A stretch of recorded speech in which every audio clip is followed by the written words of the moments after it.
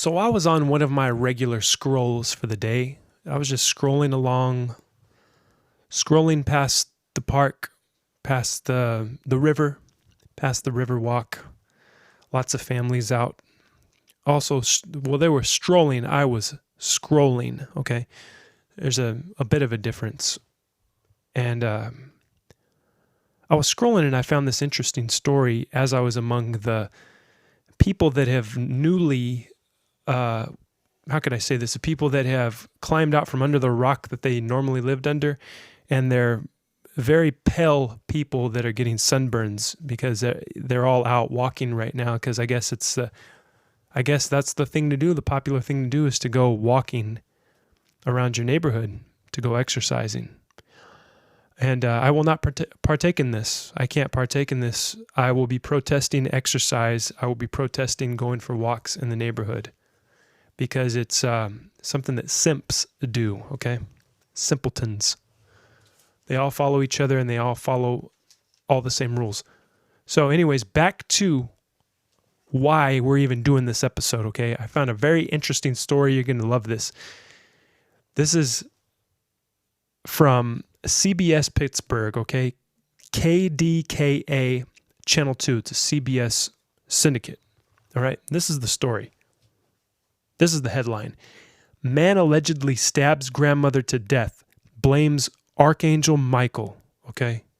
This is a very bizarre story. The guy that did it, his name was Levi Daniel Staver, okay? And you're looking at a picture of him right now, and you're looking at a disgusting ad for Manscaped. Sorry about that. I truly do apologize that you have to see that. This guy, okay, we're going to read a little bit of the article. We're going to scroll it, because that's what we do here, right? What did you think that you were going to get? What did you expect? We're going to scroll this. This is a deep scroll too. You know, I actually did a little bit of homework on this case, okay? You're going to really be impressed with me by the end of this episode, okay? Richland Township, KDKA. Police have taken a man into custody in connection with the fatal stabbing of his 76-year-old grandmother while she sat at her kitchen table during breakfast, saying Archangel Michael made him do it. The incident happened at a home in Richland Township on Gibsonia Road. It was just after 9 a.m. Tuesday when David and Connie Johnston were sitting at their kitchen table. Elsewhere in their home were their daughter Ruth and her son, 26-year-old Levi Daniel Staver, okay? The actor's grandmother and grandfather were sitting at the kitchen table eating breakfast, said Chief Robert Amon of the Northern Regional Police Department. He came up from the downstairs area of the home and walked up behind the grandmother and stabbed her in the back while she was eating. Police say David Johnston grabbed his grandson and threw him out of the home, where police took him into custody when they arrived a couple minutes later. One of the officers went onto the house and found the victim laying on the living room floor with a stab wound in the back, Chief Aman said.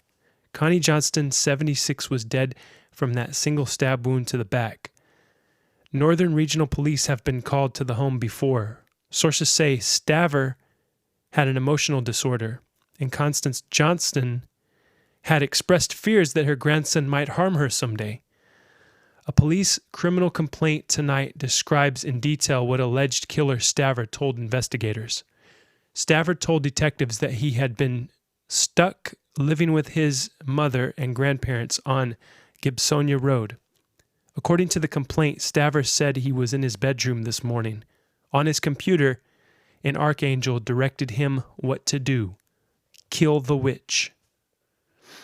The suspect was quoted as saying, quote, "If the archangel wants me to do something, I just do it." The complaint states Staver said he made the sign of the cross, got dressed like a soldier, took a sword, and said this thing has got to go. Okay. Detectives said the murder weapon was not a sword, but a black Bowie knife.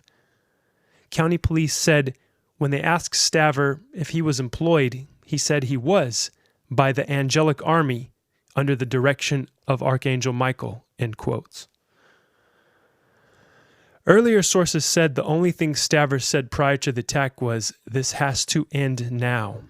Staver's mother and David Johnston were both brought to the Northern Regional Police Station, where they spent the day talking to police while the house was processed by crime scene investigators.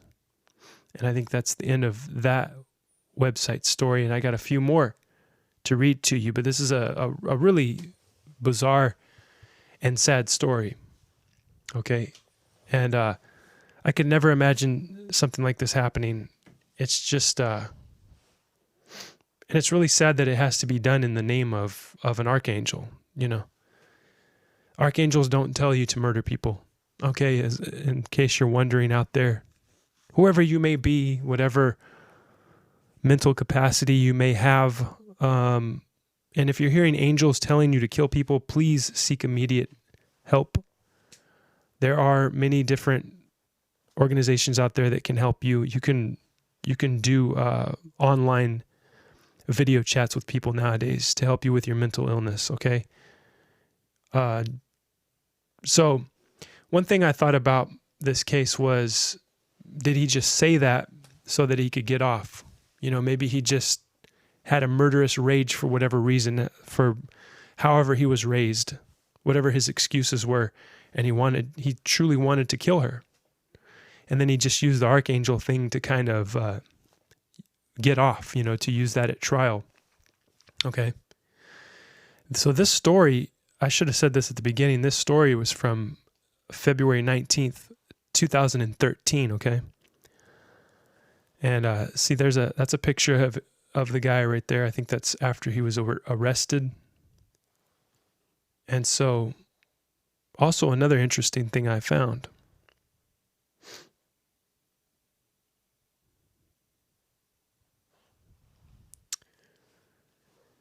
His Facebook is still up. This is his Facebook, and he's got a picture of Archangel Michael, because Michael always has the flaming sword, right? So this is from 2012. This is a few months before he ended up stabbing his grandmother in the back.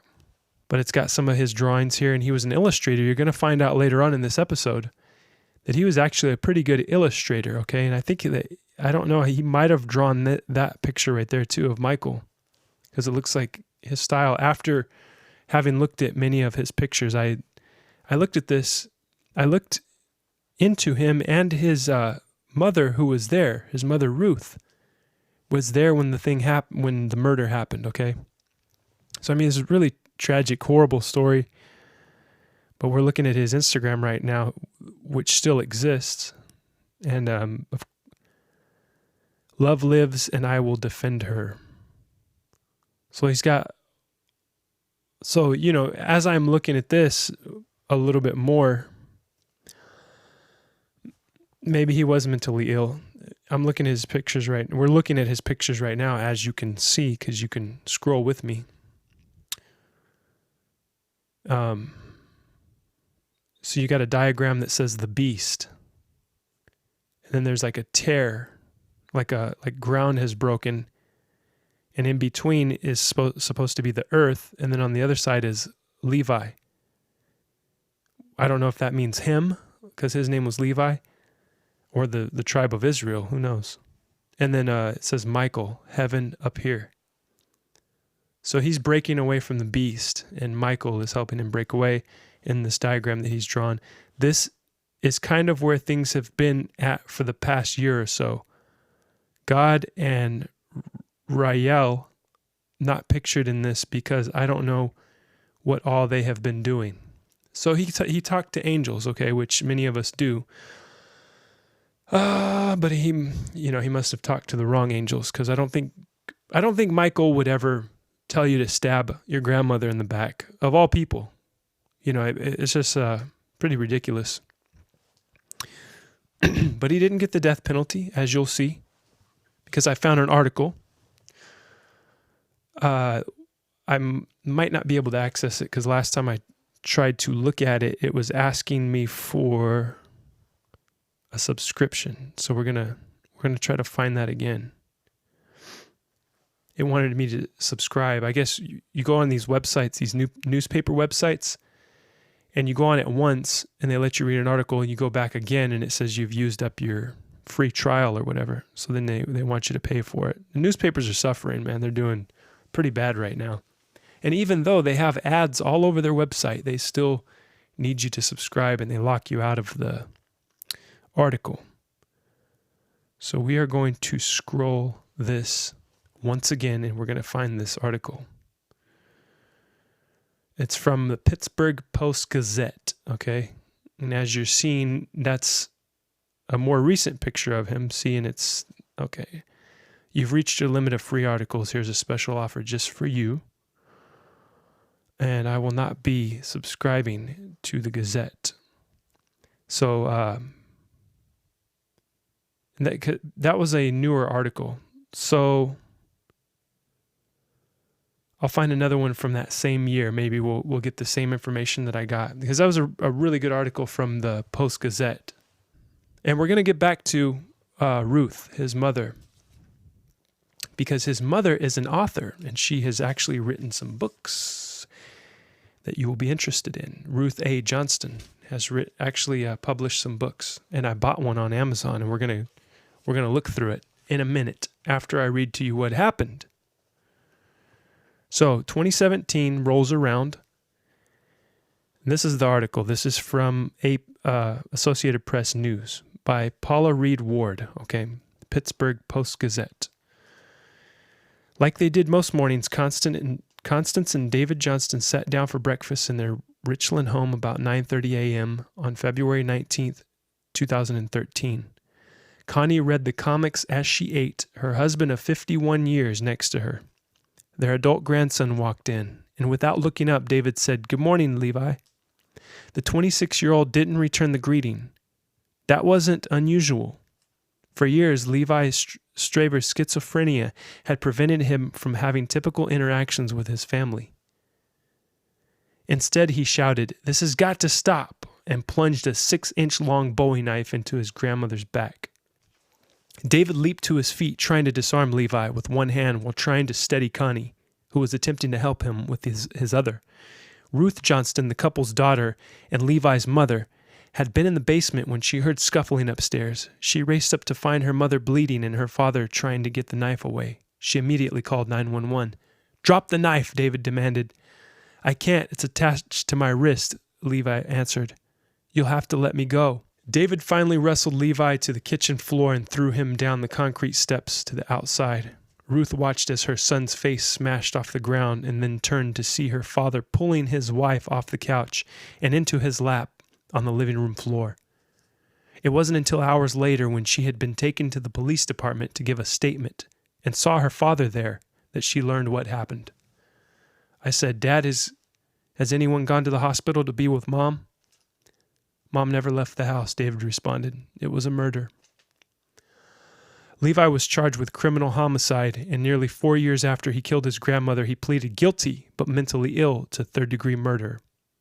In June, despite argument that Levi's schizophrenia had been stabilized in jail, as well as during an 8-month stay at Torrance State Hospital, and expert reports suggesting he would be better served by obtaining mental health treatment in the community, he was ordered to serve 10 to 20 years in prison. Although pleading guilty but mentally ill assures that Levi will be evaluated for mental illness and receive medication in prison, it does not guarantee him intensive treatment like he'd receive in a hospital. Ruth and David, who said they have forgiven him for his actions, believe that the Pennsylvania's involuntary treatment laws had a lesser standard than clear and present danger. Levi would not be facing a decade of incarceration. "By the time you get to clear and present danger, it's too late," Ruth said. In the months leading up to the stabbing, the only remedy for the Johnston family was kicking Levi out of their home, which Connie said they would never do. "All we could do was make him homeless," David said. "That's appalling. That's godlessness and a nation that deserves better." Instead, they kept Levi at home and continued to try to convince him to get treatment. We never really expected it to be violent, Ruth said. But he had pickled in the delusion for so long, it became real to him. It took him that much psychosis, 5 years, to get him to do something violent. He never punched a wall. He never raised his voice. He was never violent until he was. At its peak in 1955, there were 555,000 people in mental illness in public hospitals. Now, there are about 40,000. Okay, I'm not going to read the entire article, but you get the point. He got 10 to 20 years. And I guess his family, by my understanding of what I've just read, that they thought that was not a good thing because he needs treatment. I say that he needs to be in prison and get the treatment that he needs in a perfect world, right? That's what you would want for him. But he is a dangerous murderer, right? He stabbed his own grandmother in the back with a knife and said an archangel told him to do it, okay? Keep him locked up, but give him the treatment. Let's be nice. But anyways, we got to get to his mother, Ruth, okay? Because this story just gets more and more interesting. So his mother wrote a book called A Companion to Beowulf, okay? And I, being the nice guy that I am, bought the book. I was going to order it, okay? I was going to order it off Amazon like I always do. I order every book that, I got books stacked up here. And I have books in all rooms stacked up. It may be a fire hazard. I might have to rearrange some things very soon. But I order every book that looks interesting to me. I love books. I love reading. And I love Amazon because they got to a point where they were delivering 1-day delivery. It was taking them 1 day to ship a book to me. Now it's like, I'll show you how long they said. You won't believe this. If you're a Prime member, if you're a lover of Amazon like I am, you'll see this new world we live in. I'm starting to not like it. I was having a great time in the wastelands, and now I'm starting to change my tune. So, Ruth A. Johnston wrote a book, and this is the mother of Levi, the guy who stabbed his grandma in the back, okay? So I wanted to order the paperback because I love physical copies of everything, right? And I found out that her son, the murderer, who hears angels, who talks to angels, did the illustrations for the book. So that's interesting, right? Come on now. You got to admit that's pretty interesting. Okay. So this killer did the illustrations for this book.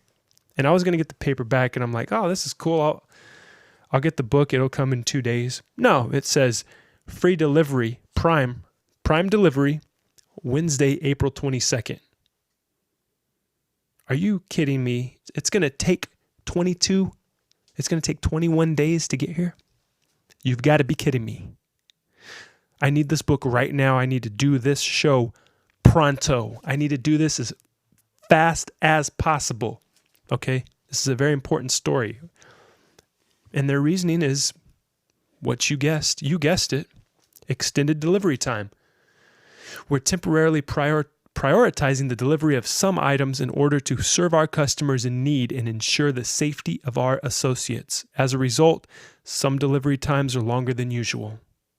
Amazon's response to COVID-19, everybody's favorite new disease, right?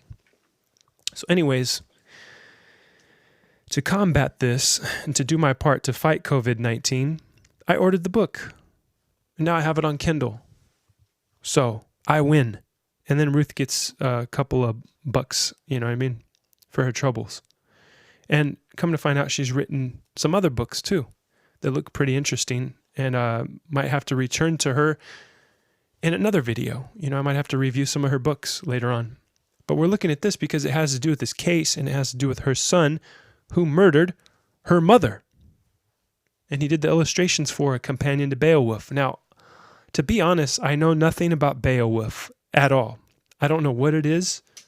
I don't know where it came from. I know it's mythology of some sort. I don't even know what country it came from. I don't know if it's Roman, if it's Greek, if it's Norwegian, if it's a Viking thing. I don't know. All I know is that there was a CGI film, and Angelina Jolie I think she shows some CGI tits in it. That's the only thing I know about it, which is not even worth watching because it's not even real. They're CGI, you know what I mean? Why even watch that? Why would you do that? So she wrote this book, and it looks really interesting. I'm going to read this so maybe I can learn about Beowulf, right? So I believe that I took some notes to find where the illustrations were at. Somewhere around here, and we will scroll this. We will scroll to no end. There is no tomorrow. There is an everlasting scroll. Okay, and see, he was a great, it says illustration by L.D. Staver, Levi Daniel Staver. Okay, that's her son. And it's a picture of a boat, a 7th century ship. A very small number of ships survived through time to give us models to reconstruct ships of this period. Steered at the back, they also used oars to supplement the wind. Figurehead based on a 5th century one found at Apples, Belgium. So her son drew that. Her son also drew this one. Artist's conception of a warrior in full 7th century armor. His helmet bears a boar at the crest. So yeah, he was not so bad of an artist. And I think that this is a different illustrator. So, a very interesting book. I can't wait to read this. But this reminded me that it's very dangerous to be an artist. This Levi Daniel Staver was an artist, okay? He was an artist. He was connected to what we call the muse. And the muse lives in the spiritual realm, in the unseen realm, where the ideas come from, where the genius comes from, okay? And he was connected to that as an artist, as an illustrator. And his mother obviously is too, because she writes books. So there is a danger of being an artist. And the dangerous part comes from the chaos and the darkness that artists are connected to, that we delve into. And depending on if art is just your hobby and stuff, you're probably not at risk of losing your mind. But if it's something you do every day, you need something to really balance yourself. You must be balanced with logic and science. And stay in touch with reality. Stay in touch with other people. Communication, right? No one is an island. That's a very good quote for a reason. You need to stay in touch with reality, with your body, through exercise, through breathing, through meditation, through Wim Hof. Watch some Wim Hof videos, If you're an artist and you're all cooped up inside because of the quarantine, since I am protesting exercise outside because everybody's doing it. And if everybody's doing it, then it's not cool anymore, and I can't do it. I'm sorry. But you should get outside. Get some sun. Okay? It's very important to your mental health. Okay? And I want to let you know about this case. Levi Daniel Staver. I will be keeping up on any new developments in this case, and any updates concerning Mr. Staver are on my radar.